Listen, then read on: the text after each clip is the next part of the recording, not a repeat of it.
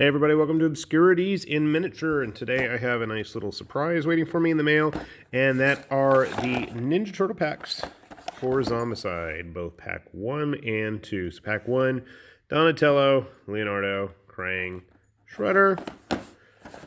Pack 2, you get Raphael, Michelangelo, Bebop, and Rocksteady. So, let's take a look. 35 years, wow. I can remember seeing the individual issues way back when I was a kid. Makes me feel old. Oh yeah. So, okay. First things first, you have both the first edition and the upcoming second edition of regular Zombicide. This isn't for Invader or Black Plague, although maybe you could try using it, and I don't know. But this is the basic control panels. You have your equipment cards, and these are first edition ones, so keep aware of that. But I don't know why you couldn't possibly maybe use them in second edition as well. I mean, it doesn't say anything about them starting with these weapons, and they're not like ridiculously amazing, at least for his ninja sword. It's only 2 damage, but isn't bad. Only 2 dice. So maybe they are supposed to be. I don't know. Doesn't say anything about starting with it. So something to consider if you're going to want to use them in second edition. So let's take a look at the actual models. So yeah, that's gonna need to get bent back. Let's see if we can get it zoomed in a little so you guys can see it better, because these are pretty sharp looking details on them.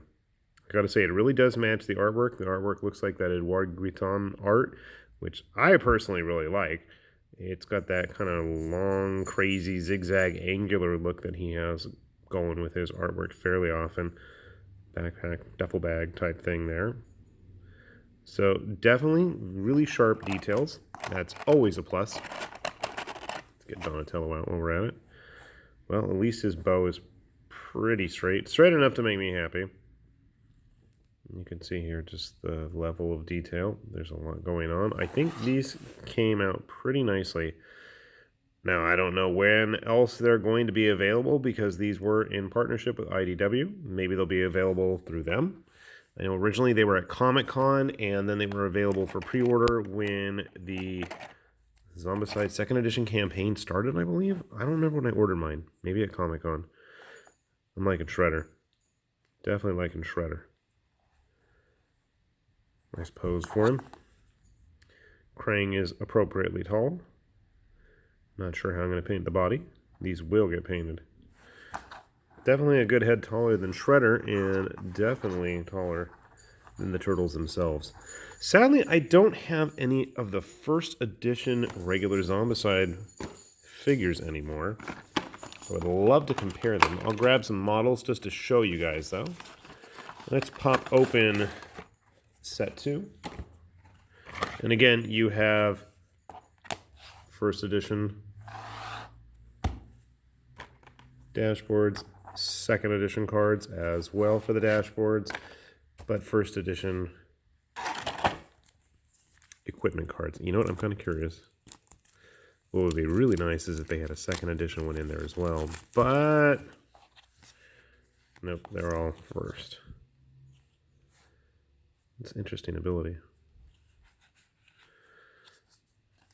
Because Raphael Sai gets that, but the nunchucks don't.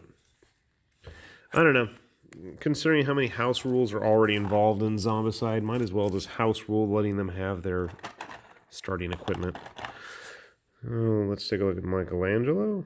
I'm going to clean up a little bit of flash here, but really liking these turtle sculpts. I mean, they're just... I love the crazy scraps and sashes and bandanas everywhere, and all the extra bling and equipment they're carrying. Quite cool. Alright, moving on from our turtles, let's grab Bebop and Rocksteady. Okay, well, we're gonna have to straighten that out a bit. Jeez. Bebop is huge. Wait, no. Is this Rocksteady? The Rhino. The Rhino is really big. And that gun looks tiny in his hand. He's got one stuck in his crotch there. Nice spot. Yeah, he's definitely bigger than the turtles. Just as tall as Krang. Cool. Grabbing, at least I had a invader sculpt. So maybe they're not overtly large. At least the turtles seem to scale pretty decently with the humans.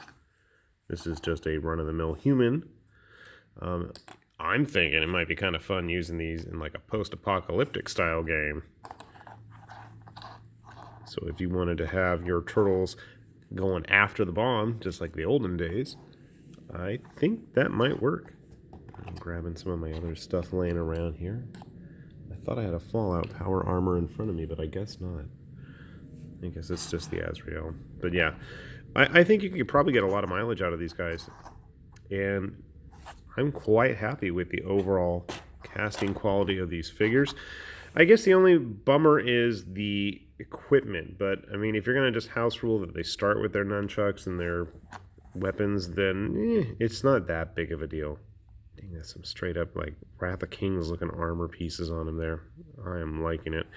So I am definitely going to want to get these guys painted. I'm quite happy to have them, and I actually am kind of hoping that maybe we'll see some other models in partnership with Cool Mini and other companies release some new figures that are totally unrelated to the game.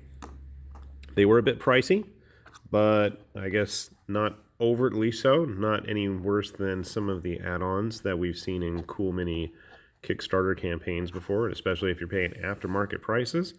And overall, I gotta say, it is quite a nice set of models. So if you are interested, I would definitely suggest keep your eyes peeled, and hopefully we'll see another offer for them available in the near future, especially I'm thinking around Black Friday or something. So with that said, this is High Lord Tamberlane with Obscurities and Miniatures, saying thanks for watching, and we'll see y'all later. Bye-bye.